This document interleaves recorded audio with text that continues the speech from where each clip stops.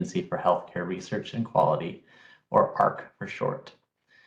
I provide support to AHRQ's National Center for Excellence in Primary Care Research. Next slide, please. The mission of NCEPCR, which is shorthand for our National Center for Excellence in Primary Care Research, is to support transformative primary care research, tools and methods for implementation, and the next generation of primary care researchers to improve the delivery of primary care. We achieve this mission through several key activities that are communicated on this slide. These webinars that we host are part of the communication activity where we try to communicate important primary care research findings to the field in general. This webinar is one of a series of several webinars that you can find on our website, and you can see previous recordings as well as slides from previous webinars, as well as register for future and upcoming webinars on this website. The slides and recording from this webinar will also be available on that website in the coming weeks. Next slide, please. Our objectives for today's webinar are to explore the factors that impact perinatal care experience and outcomes. First, we'll learn about the research on defining and measuring respectful maternity care that evaluates the effectiveness of respectful maternity care and respectful maternity care implementation strategies to improve health outcomes. We'll also learn how insurance disruptions contribute to adverse maternal and child health outcomes. And lastly, we'll hear about a clinical trial on how primary care coordination as a standard practice in postpartum care potentially improves long-term health outcomes.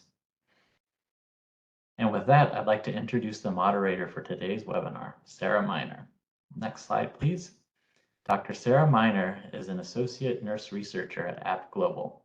Dr. Miner has over 20 years experience working as a clinical nurse in community-based settings, including home healthcare, public health, and primary care. She has over 13 years of experience working on NIH-funded research projects in the US and South America. She has expertise in both quantitative and qualitative research methodologies. Dr. Miner will facilitate the question and answer and discussion, which will take place after all the presentations are finished. Welcome, Sarah. Thank you so much, Matthew. And I think we can go to the next slide.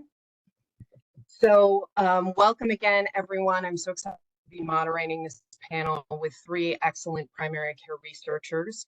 As we said, they're going to be talking today about factors that impact perinatal care experiences and outcomes. So please join me in welcoming first Dr. Amy Cantor from the Oregon Health and Science University.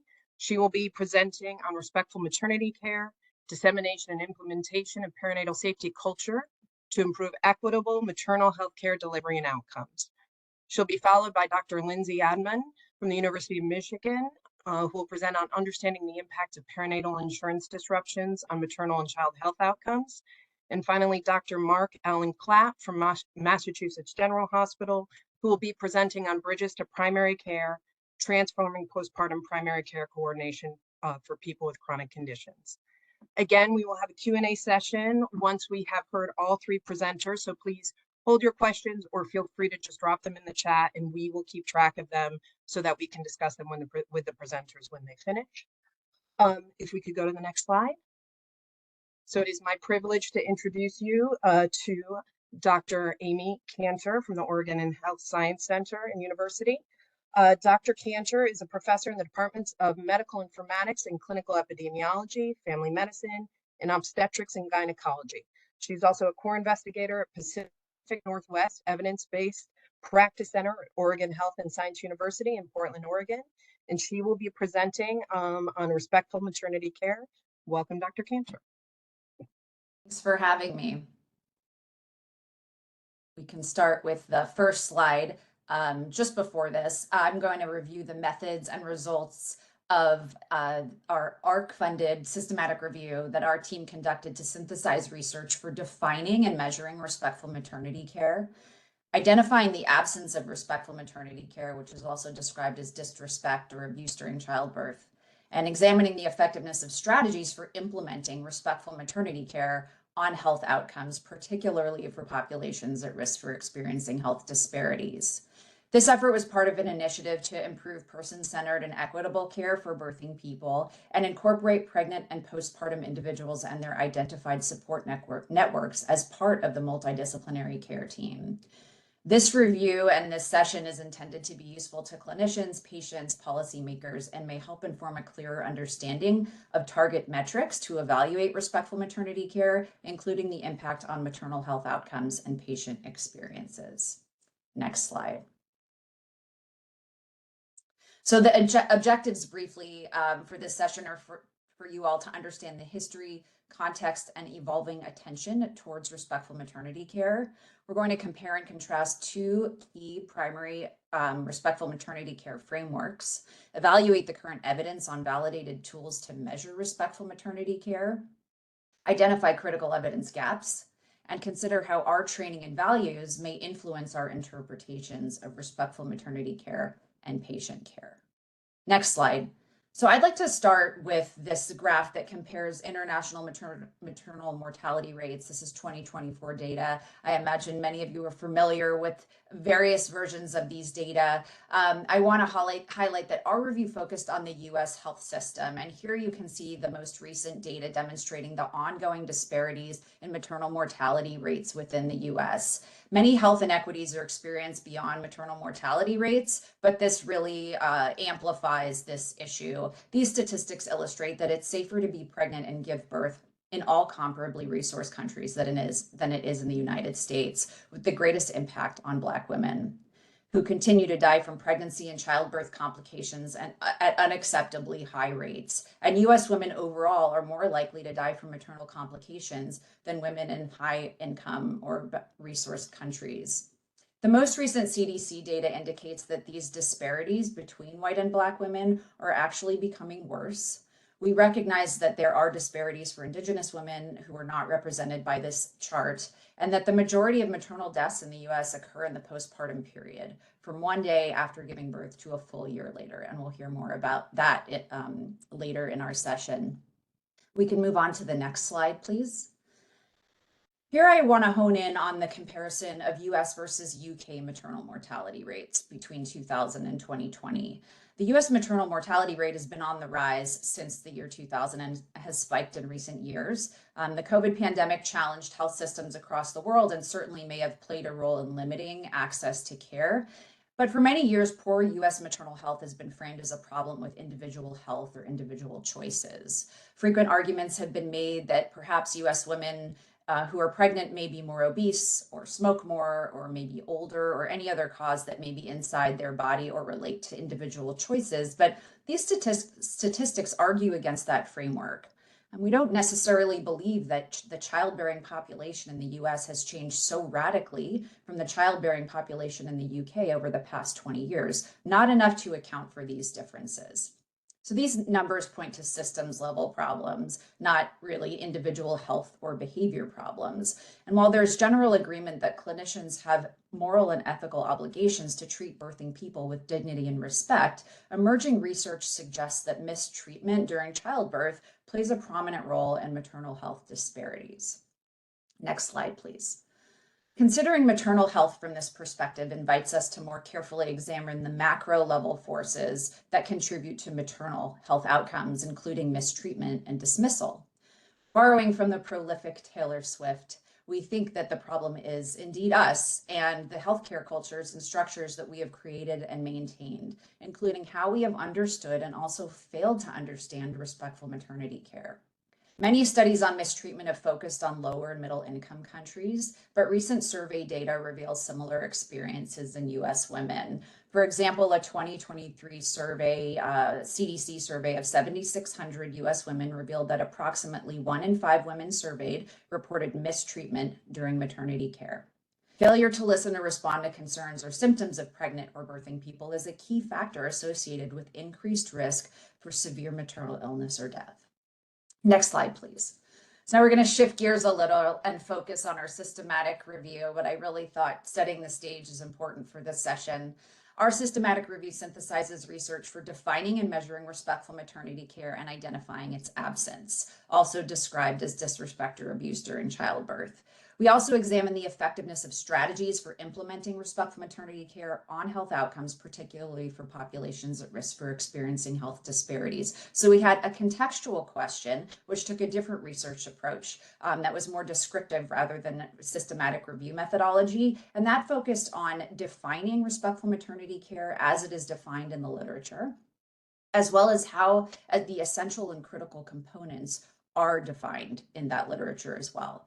And so the studies included for the contextual question were largely source documents that defined formative frameworks and were organized categorically to identify themes and components. And so we summarize these frameworks not as an attempt to be exhaustive, but to provide context for how studies frame respectful maternity care to then evaluate the impact of interventions across diverse populations, recognizing that additional movements or frameworks outside this data set may be included as guidance for future research.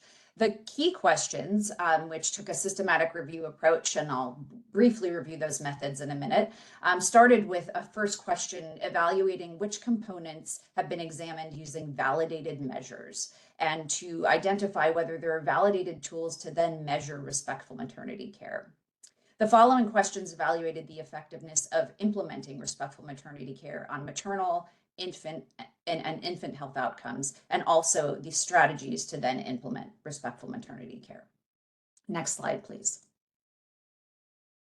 Transparency in our methods included using predefined eligibility criteria to limit the risk of bias in our review process. This included predefining the populations, interventions, comparators, outcomes, etc., as seen here. Also, acknowledging that there are opportunities for the delivery and receipt of both respectful and disrespectful care throughout the prenatal period, but our review focused on labor and delivery and immediately postpartum. So you can see here briefly, I won't read this to you, but invite everyone to just take a look at the eligible population, which included pregnant adults and adolescents who were admitted from labor and delivery and afterwards. Validated measures of respectful care and definitions as the interventions. Comparators were other tools because currently there is not a gold standard to measure respectful maternity care, or the comparator could be usual care or routine care. And then the various outcomes that we identified included maternal mortality, severe maternal morbidity, examples there, mental health, function, quality of life, and then harms as well. Next slide. Our contextual question allowed us to examine frameworks in the context of key defining movements in childbirth. Anyone who's really interested in this work can find our recently published article in the journal Birth, where we review the roughly 100 years of birthing practices that have contributed to the history and evolution of respectful maternity care. But briefly, I will highlight those here, starting with managing labor, which paralleled cultural and healthcare changes in North America and Europe in the 1930s, where, at that point, they were undermining the longstanding biblically grounded ideas of labor, pain, and suffering as part of a divine plan. And this movement expanded attention from eliminating birth pain to advancing humanism during labor and birth. But this took on, a management approach to either numb or erase the memory of labor pain with obstetric anesthesia as the correct approach to humanizing birth. And this advancing the managing labor via medications and forceps delivery and essentially twilight sleep as the correct approach at that time to humanizing birth. Then emerging in the 1970s, there was more of a focus on autonomy with regard to humanizing birth. And this led to the ascendance of other respectful maternity care approaches and shifted the role to midwives and birth support as attending labor. And then humanizing birth via managing labor was eventually criticized as disempowering those in labor, resulting in wider evaluation of individual autonomy and agency and new ideas about the causes of labor, pain, and suffering. And more really focusing on midwifery approaches to care. And collectively, these influences revised our understanding of humanized birth and coalesced with greater attention to clinical ethics, application of human rights to women's lives, and what was then the emerging concept of reproductive justice. So now we're going to shift into the past nearly 20 years with an upswell of interest in respectful maternity care, particularly within the clinical, ethical, human rights, legal, and anti-racism efforts. Though respectful maternity care has been more widely studied within lower resource countries, there is now a concerted effort to examine this initiative within higher resource countries, and there are efforts to create metrics in global health that help shape the use of these metrics in the US. Scholarship on these topics call out the necessary but imperfect processes of health outcomes definition and measurement, and contemporary frameworks of respectful maternity care consider a reproductive justice approach and also recognize obstetric violence, obstetric racism, and highlight how both of these impact efforts to address persistent disparities in the U.S. maternal morbidity and mortality. On the next slide, I'm going to briefly summarize our systematic review results. After reviewing over 4,000 abstracts and over 400 full-text papers, we identified 37 studies for inclusion in this review. For the respectful maternity care frameworks, there were 2 central frameworks that described key categories that serve as a set of indicators to guide the recognition and of disrespect and abuse in facilities, and then inform the recognition of respectful care during birth. And so we took a descriptive approach, as I previously mentioned, to this qualitative summary. For key question 1, the validated measures of respectful maternity care, we identified 25 studies with overlapping themes and used specific criteria to facilitate general descriptions of specific aspects of measurement validation using COSMIN, which is consensus-based standards for the selection of health measurements instruments. I invite anyone to take a deeper dive in our systematic review if you'd like to go over the methods, but essentially what we conducted was an assessment of validated tools focused on content validity, construct validity, internal consistency, in addition to consideration of participant sampling and population characteristics. And these were often applied in a variety of countries or settings. So we created tables to then summarize the psychometric properties of validated tools. For key question 2, we did not identify studies that looked at effectiveness, particularly in infant outcomes, and then one trial reported reduced rates of postpartum depression using a validated tool in an intervention versus control. And we will go on to the next slide here to highlight the 2 key frameworks, 2 approaches to respectful maternity care as defined by 12 key frameworks. On the left, you'll see the disrespect and abuse that then inform the rights-based frameworks. And there are a lot of parallels and similarities, but you can see that the rights-based framework really take a reproductive justice approach and kind of highlight that rights-based, patient-focused evaluation. And so those approaches are described further, but essentially these serve as a set of indicators to then guide the recognition of respectful maternity care and also inform the recognition of mistreatment during birth as well. And these rights-based frameworks emerged in response to the disrespect and abuse frameworks, and specifically articulate that it's not just the absence of disrespect and abuse, but really incorporating human rights, social justice, anti-racism, etc. Next slide, please. This table is just a screenshot. There's more below, but this summarizes the 12 validated tools that were used to measure respectful maternity care that we evaluated using that psychometric approach. This highlights how each tool functions across specific domains, and the tools are organized into those that directly measure respectful maternity care and those that may have included components of respectful maternity care, but were not designed specifically to measure that. And of the 12 tools evaluated in 24 assessment studies, 8 were specifically designed to measure respectful maternity care, and 4 others may have included other concepts.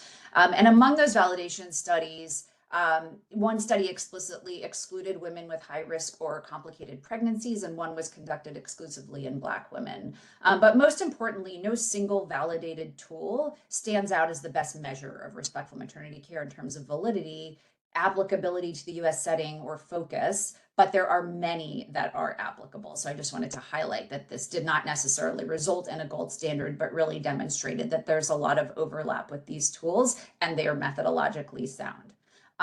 And the next slide here really helps demonstrate a conceptual diagram that we created to illustrate the multifaceted dimensions of respectful maternity care. So this diagram represents the levels of influence that affect the continuum of the respectful maternity care experience and the interplay among the societal, health system, clinician, and patient levels. These influences are also affected by access to care. such as geographic considerations, ease of travel, access to insurance and coverage, equity considerations such as race, ethnicity, gender, age, culture, which affect patient, family, and clinician relationships. This also incorporates concepts of consent regarding care decisions, procedures, interventions, and autonomy, such as patient choice, autonomy, and shared decision-making. And these critical components of respectful maternity care inform care decisions and patient outcomes, including maternal and infant health outcomes and the patient experience. Each step in this pathway represents a potential inflection point that might give rise to disrespectful care, with additional barriers for populations who historically or currently experience health disparities. Also, the patient experience is central to how implementation of respectful maternity care components affects care decisions and leads to clinical outcomes. Next slide. Through careful consideration of the history and concepts within the frameworks and their overlap, we developed a definition with input from clinical and content experts. I won't read the whole thing, but I want to highlight that our proposed definition is intended to inform a care standard applicable at all levels of the health system and promote equitable access to evidence-based care. It incorporates key concepts from conceptual models, theoretical frameworks, and validated measures, as well as proposed strategies to adjust respectful maternity care. And so you can see some of those key elements that we really pulled out from all of those frameworks and tools as well.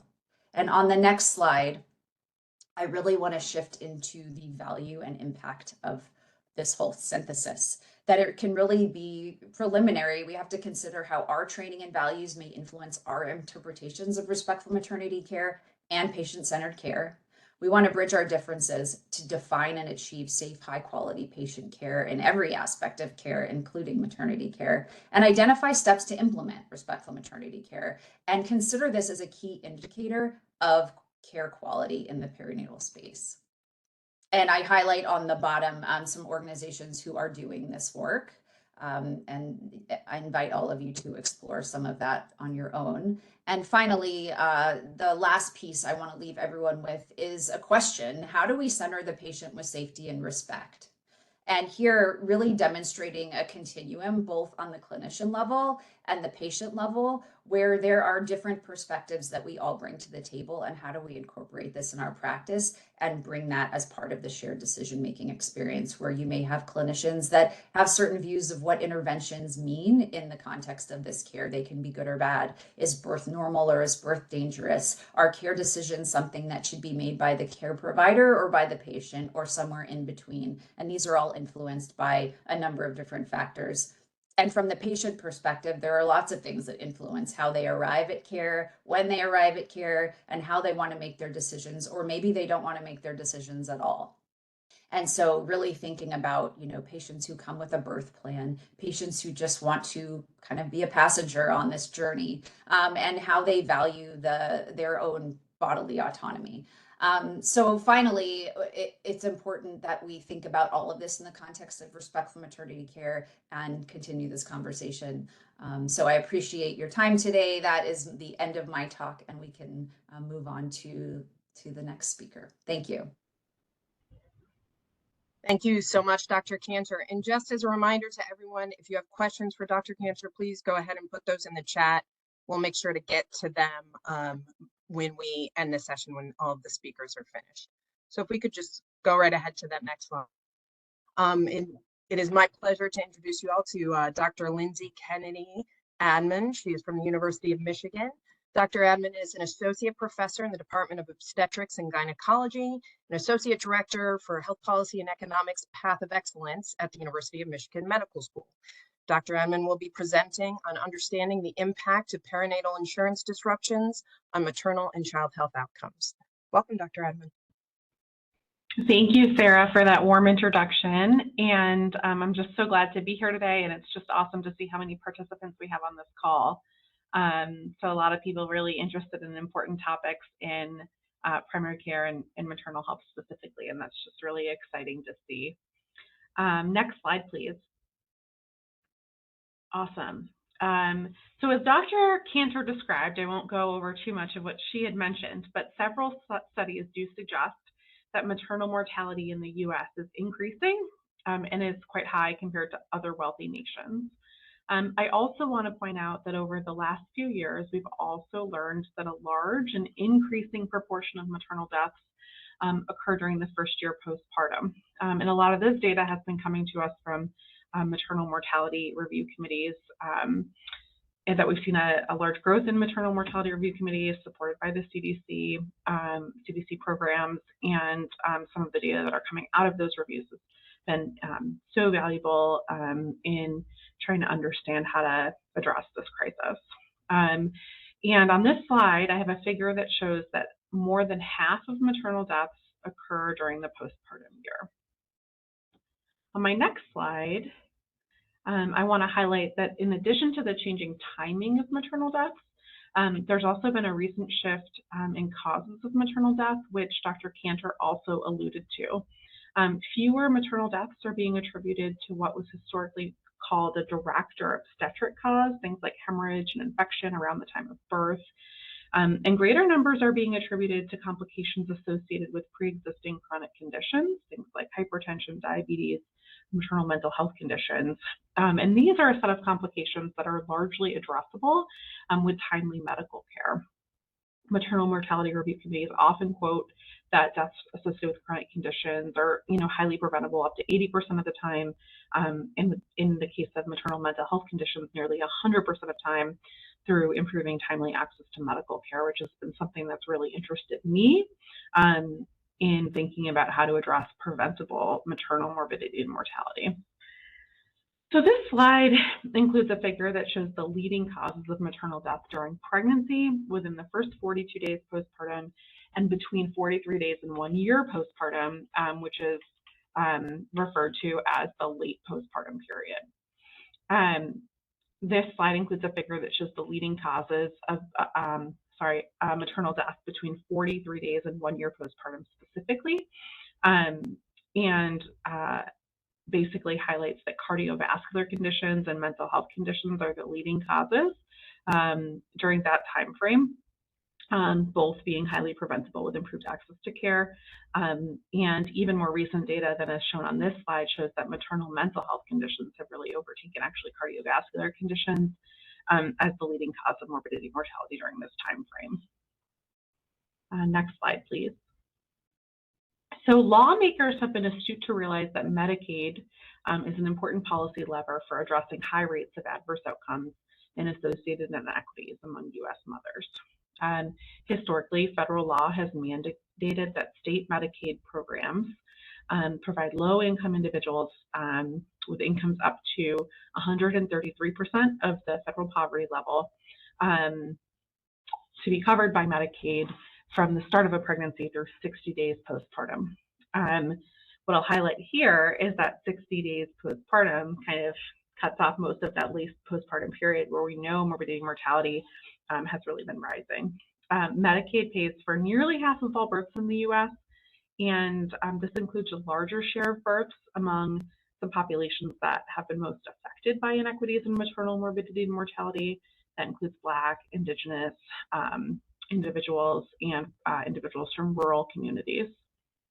And part of my early work that I focused on during the early part of my K08 from AHRQ, thank you AHRQ, is that time-limited Medicaid coverage has resulted in high rates of uninsurance during later in that postpartum year. So beyond 60 days postpartum, we found that high rates of individuals became uninsured rather than switching to another insurance program or remaining on Medicaid.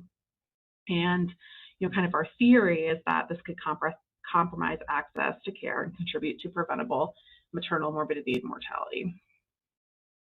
Next slide, please. Thank you. So a proposed policy solution has been to extend Medicaid eligibility from 60 days to 1 year postpartum. And this has actually happened over the last couple of years in two ways. First, during the COVID-19 public health emergency, the Families First Coronavirus Response Act included something called a maintenance of effort provision, basically barring Medicaid programs from disenrolling beneficiaries during the public health emergency. As a sort of unintended consequence of the maintenance of eligibility, our maintenance of effort provision, we ended up in a de facto national extension of postpartum coverage for the duration of the public health emergency, which lasted from March of 2020 to May of 2023. So postpartum individuals were not disenrolled at 60 days during that time. Starting in May of 2023, when the public health emergency ended, states were offered an option to extend pregnancy-related Medicaid through 1 year postpartum. And as of this month, actually, nearly all states have adopted and implemented that extension. The 2 remaining states that have not done so include Wisconsin and Arkansas. And in the case of Wisconsin, they have proposed a limited extension, so not through that full year, but a shorter duration of time, but still an extension beyond 60 days. That's promising and shows bipartisan support for this endeavor. And then this slide includes a figure that shows that all states except Wisconsin and Arkansas have implemented these extensions from 60 days to 1 year. Next slide, please.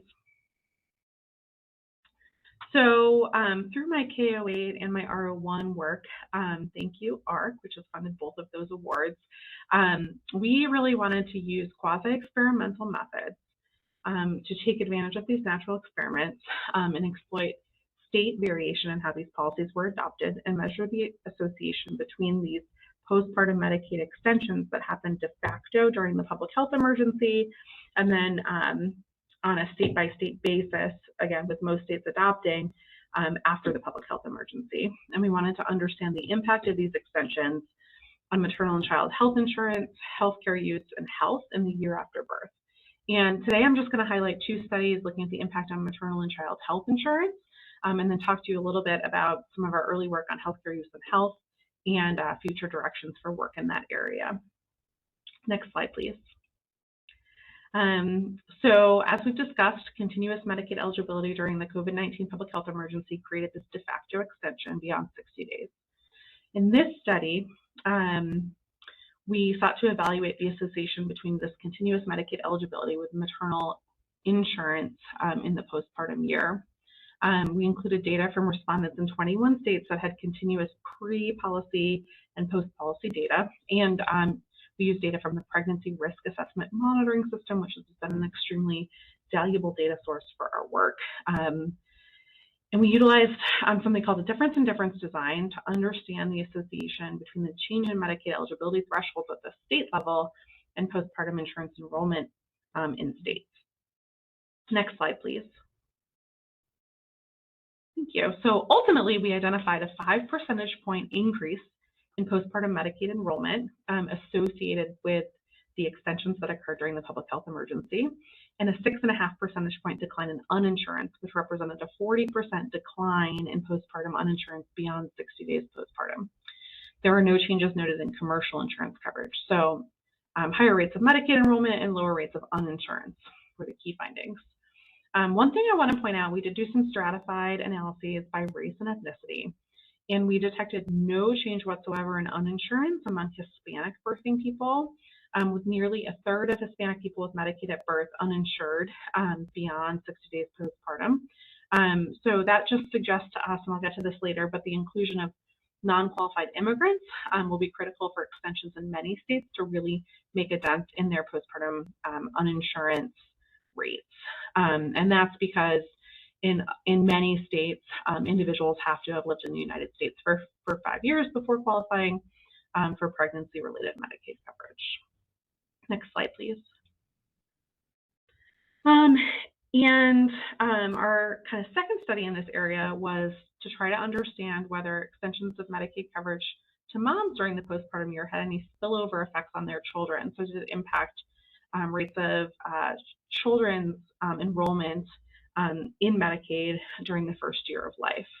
And in this study, that's essentially what we sought to evaluate, hypothesizing that increases in maternal coverage might have led to higher levels of coverage among offspring. Again, we used another nationally available survey data source called the National Survey of Children's Health, and we included low-income children aged 0 to 1 who had pre-policy and post-policy data.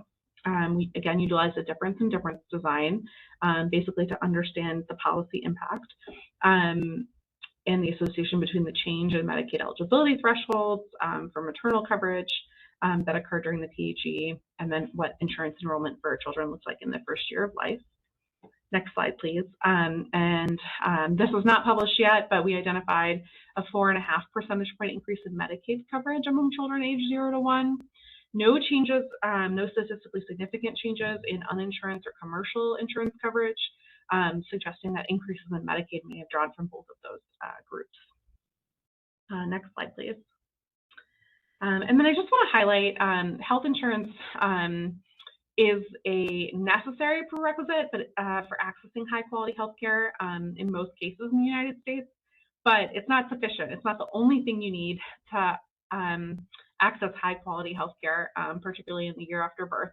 There are many barriers along the way, which I think Dr. Clapp will get into a little bit more. You know, it's certainly kind of that first step you need to get in the door, but there are many other additional barriers that can get in the way to accessing care that an individual needs. Next slide, please. So overall, evidence of increases in Medicaid enrollment and reductions in uninsurance in the year after birth are a very promising sign that improvements in access to primary and specialist care, you know, again, with the goal of reducing morbidity and mortality in that year after birth, could have also occurred. But again, it's a kind of a necessary step to get there, but not necessarily sufficient.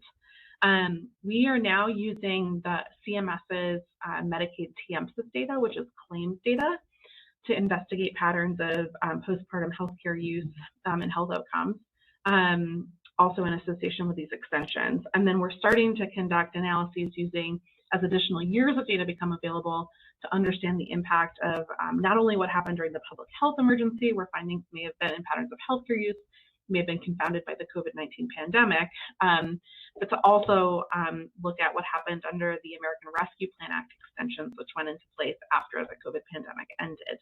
And I'm happy to talk more about both of those two directions in the Q&A, but I'm about at time, so I'd love to let Dr. Clapp get started. And again, thank you to AHRQ for funding this work. Both my K and my R01 have been funded by AHRQ, and I have amazing program officers. And then the MPI on my R01 is Dr. Jamie Daw, who is an investigator at the Columbia Mailman School of Public Health, and we have an amazing statistician, Colleen, who works with our team, and that we're very grateful for. And again, happy to be here today, and I'll hand it over to Dr. Clapp. Thank you. Thank you so much, Dr. Admon. So our final presenter today will be Dr. Clapp. Dr. Clapp is a maternal medicine physician and health services researcher focused on improving the quality of obstetric care and outcomes for pregnant individuals and neonates during labor and delivery. He completed his medical degree at the University of North Carolina and master's in public health at Harvard School of Public Health. He completed residency in obstetrics and gynecology at Massachusetts General Hospital and Brigham and Women's Hospital, and a fellowship in maternal fetal medicine at Massachusetts General Hospital. Welcome, Dr. Clapp. Thank you so much. Really my pleasure and honor to be here. Thank you to all the participants who've joined and who are hanging on to the last presentation. And thank you to AHRQ again for the invitation. So I'm excited to take this opportunity to talk something a little bit different, but very related to Dr. Cantor and Dr. Admon's presentations, and talk to you a little bit about a pilot trial that we did to try to help bridge people with chronic conditions from pregnancy and postpartum care back to primary care, and walk through some of the results and the exciting directions that we're headed. So next slide, please. So I just wanted to set the stage, and I think Dr. Admon really was giving you some context for this, but we know that people coming into pregnancy, women coming into pregnancy are having higher and higher rates of chronic disease. We know that rates of obesity, rates of hypertension, rates of diabetes are increasing in the general population, and as you would expect, also in our pregnant population. We also have conditions that can develop during pregnancy or after pregnancy that have really significant impacts for a pregnant patient's lifelong health, including things like postpartum mood disorders, depression or anxiety, gestational hypertension or high blood pressure related to pregnancy, and then gestational diabetes or diabetes related to pregnancy, all of which convey increased health risk for the mother as that person ages. Next slide, please. In a very traditional model of obstetric care, people come in and they see us for a lot of visits over a very short period of time, relatively. They might see us on average somewhere between 10 and 12 times on a cadence of either monthly, biweekly, or weekly visits, depending on where they are in their pregnancy. And then they deliver, and after that, we often see them maybe 1 or 2 times, and then we kind of discharge them from obstetric care if someone's coming to see an OBGYN or a midwife who is only taking care of them for that pregnancy. But this time is a really unique time period in a person's life. It's a period of often very high health activation and a really high motivation for self-care that's very different than we see people who are of a similar age and how they interact with the healthcare system, and you compare it to a pregnant person. But really, what we were trying to solve in thinking about this is what happens after we send a patient out from our obstetric care practice. We discharge them kind of back into the world. Who goes on to take care of them? And for people who have these chronic conditions or pregnancy-related conditions that have subsequent impacts on their health, who then becomes, who can help shepherd or oversee that person's health as they continue to age? And a very natural person, the way our system is designed in most cases, that's a person's primary care clinician. That's the person who really is overseeing a person's health. And so next slide, please. What we sought to do with this pilot is really try to capitalize or try to find a solution to this kind of postpartum cliff, in which we as obstetric care providers are kind of sending people after they have a pregnancy back into the world, but try to prevent people from falling into kind of a care accountability limbo, really not knowing who's in charge or who's overseeing their health. Trying to optimize their inter-pregnancy health. A lot of our patients will go on to get pregnant again in the near future. And so trying to get them in the best possible health before they have their next pregnancy, and overseeing their health as they age and as they kind of progress through their life. And we really we're thinking about this as a missed opportunity in a way that we could really hopefully catalyze on that health activation and self-motivation and try to propel people into a healthier life long term. And through a collaboration with my co-investigator and co-PI on the project, Dr. Jessica Cohen, who's a health economist, she had she lived through this after a pregnancy and felt and suffered from this care accountability limbo and this postpartum cliff. And the way her mind thought was like, how can we make this easier for people? Like, let's leverage the tools that we know how to with behavioral health science to try to motivate people to continue their care, but also help bridge that gap and help coordinate care between obstetric care providers and primary care clinicians. Next slide, please. For the next few slides, I'll be reporting on kind of our pilot study that has informed the work which AHRQ is now sponsoring. But this, what we titled the Bridge Study, it was our Bridge pilot study. And it was testing an intervention bundle that had a couple components, none of which are rocket science. The first, and what we hypothesized would be the most impactful component of this, was default primary care clinician appointment scheduling. So for our pregnant patients that were in our intervention group, we would call on their behalf, obviously with their permission, to schedule an appointment for them, kind of helping to take out the activation energy and some of those administrative barriers that patients have to be able to get an appointment on the books. Then we would use tailored language around that appointment.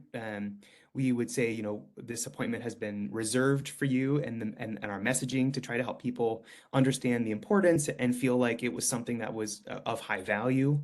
And similar way, we also labeled it. We labeled it the postpartum to primary care transition appointment, to give it kind of, after people have had so many visits with their OB provider, trying to help them understand why they still needed to then see their primary care clinician a few months later, really trying to give that appointment meaning and context and emphasize its value. And last is nudge reminders. So SMS and messages through our patient portal saying, hey, you've got an appointment coming up. This is a really important appointment. Don't forget. And also helping people, because for many of these patients, we made appointments on their behalf, reminding them, hey, if you need to change it, call the office. That can help you reschedule some of those patient instructions as well. This was a trial that we did in 360 people with 100 people, roughly 180 people in each arm. Our control arm was just our routine postpartum care, and the second, the intervention arm was 180 people that received this intervention bundle. It was conducted at M.P.H over a course of about 6 months, and we enrolled people that had a chronic condition or were at risk for a chronic condition. We worked really hard with our PCP colleagues. We had great collaborators, great primary care clinicians that were helping inform us, and trying to understand, well, while we think, having a postpartum to primary care transition appointment and that step is important for everyone, our PCPs were helping us think about the supply constraints of appointments, the number of the volume that these folks are seeing, and trying to schedule this appointment within the first really 3 months after after a delivery or the immediate postpartum period. We thought the people that would probably most likely benefit from a very kind of early transition appointment were someone who had a pregnancy-related complication like high blood pressure or diabetes, or were at risk for or had things like anxiety or depression. Our outcome was pretty simple. All we were trying to do with this pilot was just to get people to show up to that PCP appointment. So it was just that our primary outcome was visit within 4 months of their delivery. Next slide, please. And here's the results, the main punchline from the pilot trial, which was we had 22% of people seeing their PCP within the first 4 months in the control group, and that was roughly what we had expected based on the literature. There's been some studies about patient care navigation, which obviously this isn't as detailed as having a healthcare navigator, but we had seen kind of baseline rates that were around that. And in the intervention group, we got up to 40%. So we definitely didn't get everybody there, right? So there was still a big gap and who wasn't able to get there, but we did almost double the rate of primary care visits within those first 4 months. Next slide. Some of the other things that we looked at and that were kind of hypothesis generating for us would be, we thought about if people are getting back to their primary care and we helped identify that person as someone who is a point of contact for their ongoing healthcare needs, maybe that might reduce some unscheduled care use. And we didn't really see it with the obstetric triage visits. Obstetric triage is kind of like a mini urgent care, often embedded within a maternity care center. Didn't see any difference between visits in those groups. There was a numerical but not statistically significant difference in either emergency department urgent care visits. And we did see a reduction in postpartum readmissions, which for us was a little bit hypothesis generating and not really an expected finding. And we're curious and working to kind of explore if there was any mechanistic or if that was just a random chance finding here. So next slide. We also looked at kind of services people received, or we thought would be ideal services people would be receiving or should be expected to receive as they were in the postpartum period outside of the immediate period. And, not surprising because we had more people going back to see their primary care clinician. We had more people that were getting their blood pressure measured, their weight assessed, having a mood screening done, having documented plans for diabetes, mental health care, contraception.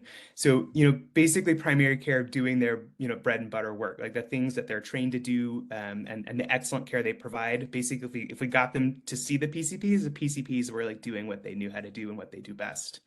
Next slide.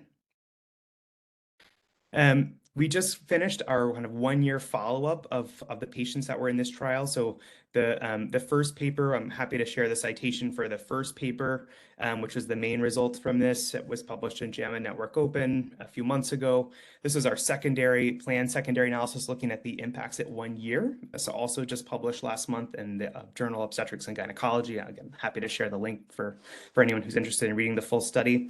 But our 1-year outcome here, what we were looking at to see, did we, and following people out for a year, we were curious, did we just catalyze people who were already going to go see their PCP? Did we just move their appointment timing earlier? It was the same people that were always going to go see their PCP, and they just did in the first 4 months, or did we actually motivate new people who may have not gone to their PCP?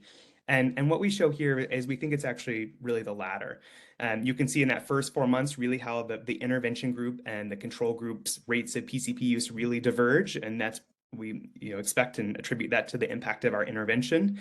But really after the 4-month period, we didn't communicate with patients anymore. The intervention bundle had completed, and you can see there was really kind of a parallel trend in the two groups after that. So we catalyzed more people and not just people that were likely going to go anyways. Next slide. And some of our interesting findings at the 1-year outcome, we looked at people going to their PCP for any reason. And you can see that was higher in the intervention group. Having a visit with quote unquote your own PCP, or that would be someone who was identified in your medical record as your primary care clinician versus someone else who serves in a role as a primary care clinician. There was, again, a numerical but not statistically different difference in ED visit, but when we broke it out by ED and urgent care, we actually did see a reduction in urgent care, which was really exciting to us and something that we're working to continue to investigate. Next slide. So some of the lessons that we learned from this pilot is that really the interventions that were kind of targeting status quo bias and potentially inattention and are particularly important at times of kind of low cognitive bandwidth or a time where all of a sudden, if you think about new mothers, not only are having to care for themselves, now they're having to care for a newborn. And often there's a trade-off on how much time there is to give for caring for each of those people. And talking to patients, what we learned, and maybe it's not surprising, is that patients often prioritize the health of their newborn once they have their baby, right? So they're going to all these pediatrician visits. They're learning how to breastfeed, and sleep is low. So really, it's just a hard time to be able for patients to be thinking about themselves and thinking like an appointment to go get care for themselves, particularly something like an annual exam or a physical exam is what we learned through some of our exploratory work and qualitative work with these patients, was that it was hard for them to understand the value that might bring to their own health when they were so busy caring for their newborn. We learned from hearing from our patients that the intervention that made it easier was generally well received, and particularly people really appreciated us helping them connect back to primary care. And we actually had very few no-shows and low rates of no-shows, even though that we were default scheduling people into appointments. Our no-show rate was only about 4%, which generally is pretty low compared to average no-show rates in primary care. And we also learned that scheduling, the process of doing this for patients, really was not that time consuming. Obviously, in aggregate and doing it for everyone, the time does add up, but on the individual patient basis. Primary care clinics were receptive to us calling on patients' behalf, and we were able to get most folks in. And then, in talking with our primary care colleagues and designing this intervention and reflecting on it, really given the primary care supply constraints, we felt like this intervention was really targeted best towards people with the highest needs to be seen in a more timely or more urgent fashion. Next slide. And I'm excited to share that we've embarked on the next phase of this work, which AHRQ is funding through an R01 grant to really look and see if motivating people to get back to see their primary care clinician after delivery really sparks ongoing engagement with their PCP. So not only do they go back within the first 2 months after delivery, but then do they go back again for their next annual exam? So really looking at measures of engagement with their primary care clinician and their own health, looking at if this intervention actually has any impacts on health outcomes, not just a visit, yes or no, and then a better exploration of are we impacting things like unscheduled care use and being powered to do that. And then importantly, what we saw, at least we had signal in our pilot project, was that there was signs that the intervention was potentially had the most or the greatest impact for people that were patients that didn't speak English, that had Medicaid as a payer, potentially people that classically might have more barriers to accessing care. The intervention actually seemed to have a stronger impact in some of those groups, but we weren't really powered in our pilot to look at all of the subgroups that we were interested in. So this follow-up trial, which will enroll close to 1,400 people, will be powered to look at impacts in subgroups. And then most importantly, again, trying to get that rich data on the patient experience, really understanding we still identified a gap of people that weren't able to get back to their primary care clinician. So this bundle, isn't a one size fits all, and it's obviously not solving all the barriers that people encounter to get to primary care after they deliver. Obviously, we're not able to address issues like with childcare, transportation, cost, those many barriers that layer on. But in tying back to what some of the work that Lindsay, Dr. Admon was talking about, one of the parts of our messaging was helping people understand that many of them, especially those that were on Medicaid, still had coverage, and that going for like an annual care visit was something that was likely going to be of no cost or very little cost to them, and trying to help them understand some of those, remove some of those barriers that at least they might be a perception of a barrier. I think that's the last slide. I'll ask you to advance. Yeah, so with that, again, thank you all for your time and listening. I saw lots of questions coming into the chat, and I am excited to talk more, and I'll let Sarah do the facilitation of that. But thank you all for listening, and thank you to AHRQ for having us and letting us present our work today. Well, thank you so much to all of you. And I'm sure if everybody could unmute, you would hear thunderous applause from the 180 plus people who are on the session listening to you guys today. So thank you once again. For everybody who's listening, you can still post your questions in the chat. We have a few minutes. And so we did have some questions come through. Dr. Cantor, I'm going to start with you because we had a few right in the beginning. And they also, I have to admit, this was a question that was sort of in my head as well. So, as the great Taylor Swift and Dr. Cantor said, the problem may be us, right? The problem may be us as providers and how we deliver care and how to move towards this respectful maternity care. And so I think there are a few people who are asking, and I'm interested in, like, how do we make this culture change occur? Specifically thinking about training opportunities. And I would add, like, have you heard, have you seen, are there people who are attempting to train providers either during their education or while they're practicing? And if not, do you have suggestions for how providers may be trained in respectful maternity care in order to make this culture shift happen?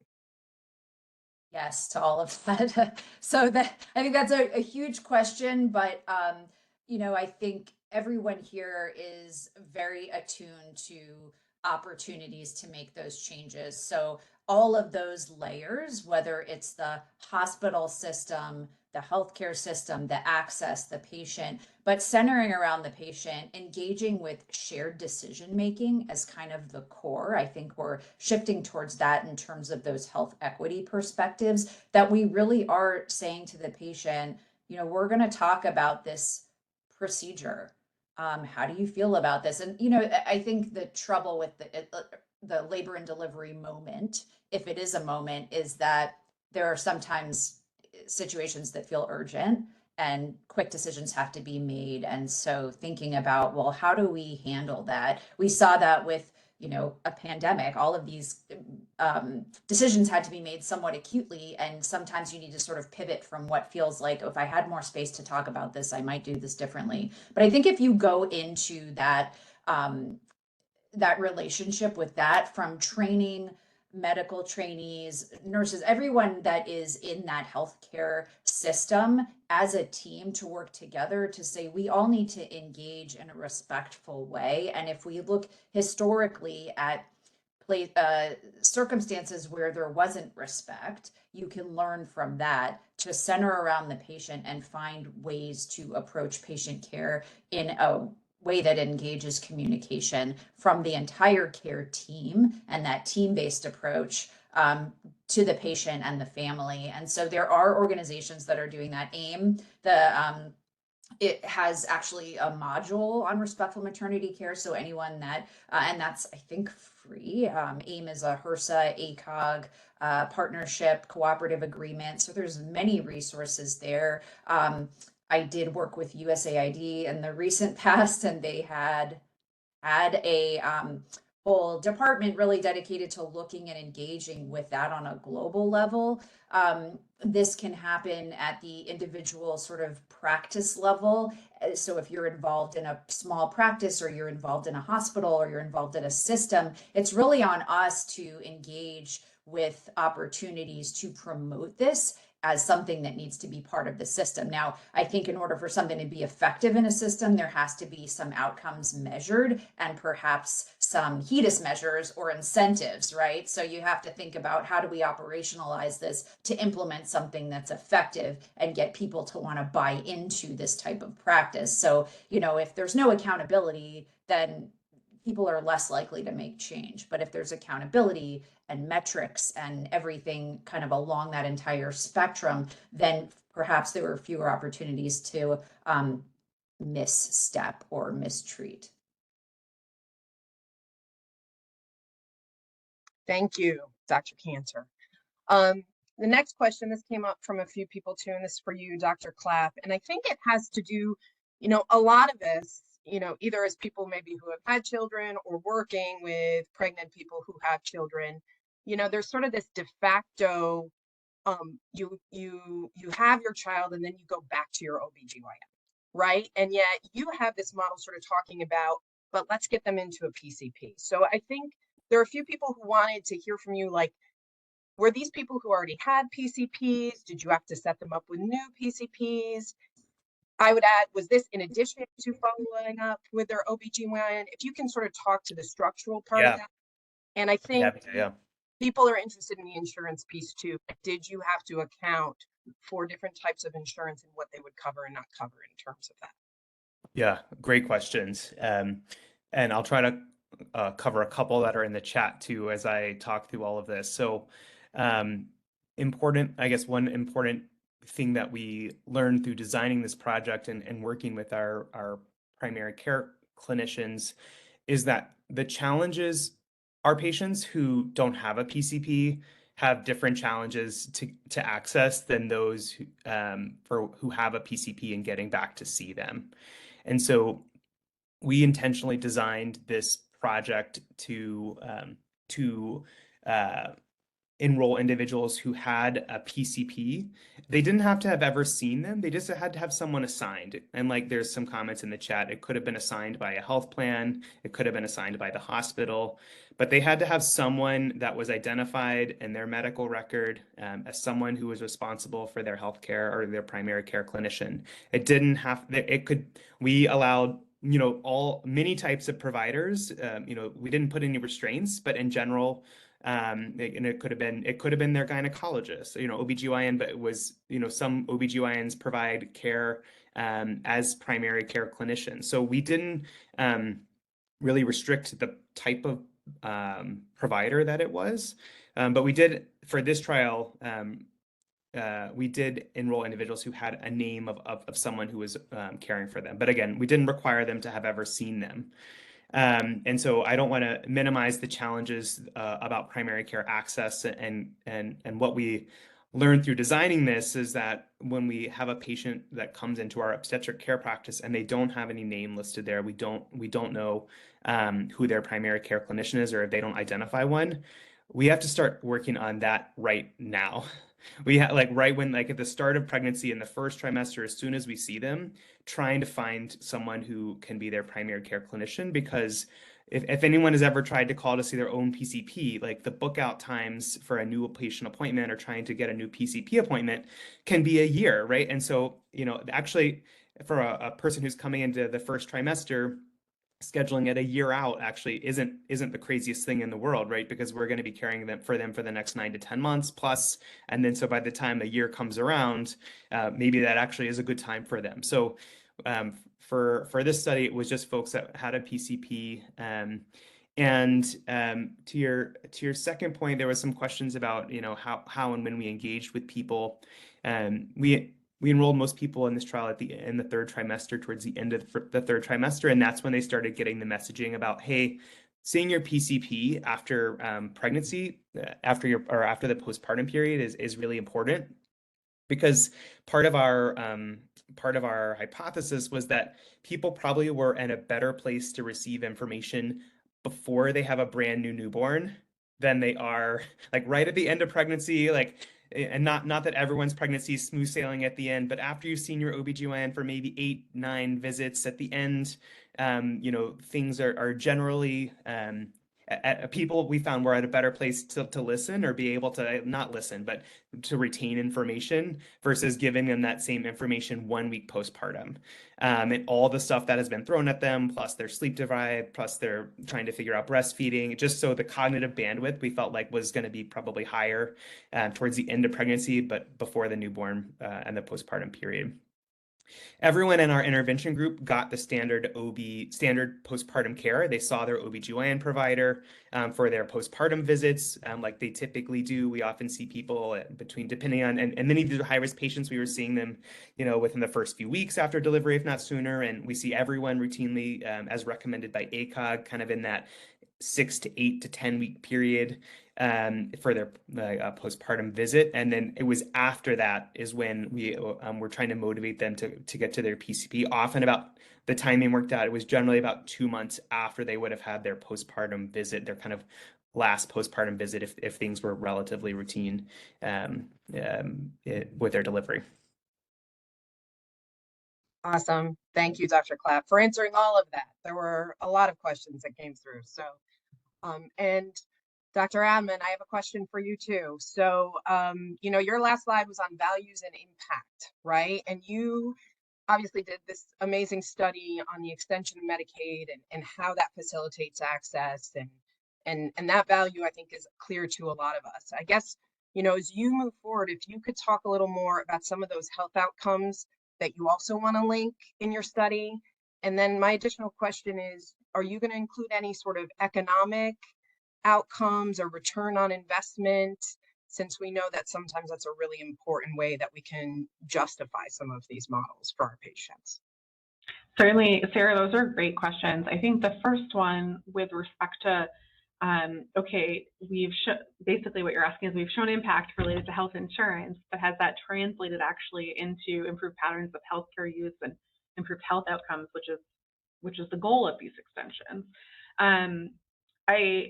I used the PRAMS data, the Pregnancy Risk Assessment Monitoring System data, which is a postpartum survey conducted at about 4 months postpartum, to look at insurance beyond that 60-day point. But we're switching to, I briefly referenced that we're switching to using a Medicaid claims data set to look in more detail, first actually at insurance enrollment. Is it that full year that people are staying enrolled, or are they switching? So a little bit more detail on the patterns of insurance coverage over time, rather than just at one point in time in that postpartum year. And then as far as healthcare use and health outcomes go, we really need to have been asking ourselves, what is morbidity? What is it like? What do complications look like for postpartum individuals in the year after birth? And there are standard morbidity measures to measure near misses, at the time of delivery, or severe health outcomes that are unexpected at the time of delivery.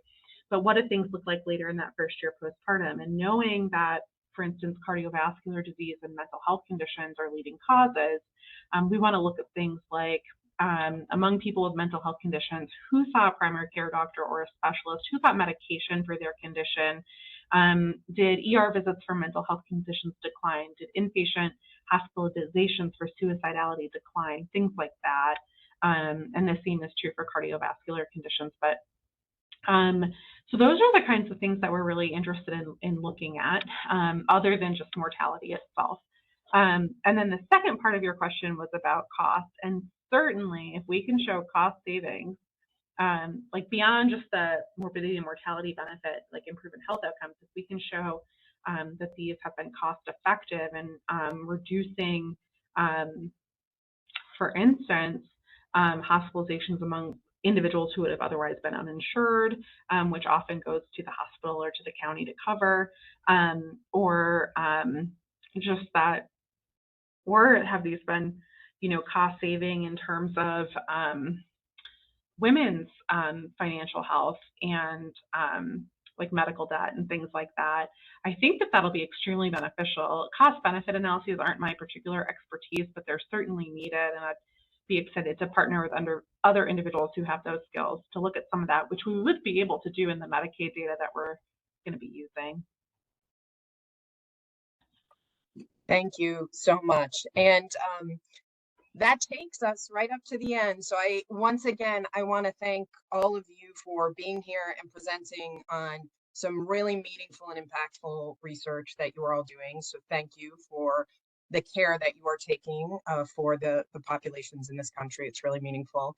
Thank you to everybody who is stayed on. We look forward to doing more webinars. And please, please, please, for our participants, if you could fill out the poll and give us your opinion on how things went today, we would really appreciate that. AHRQ would really appreciate that. So thank you, everybody. Thank you again to our presenters, and have a wonderful afternoon.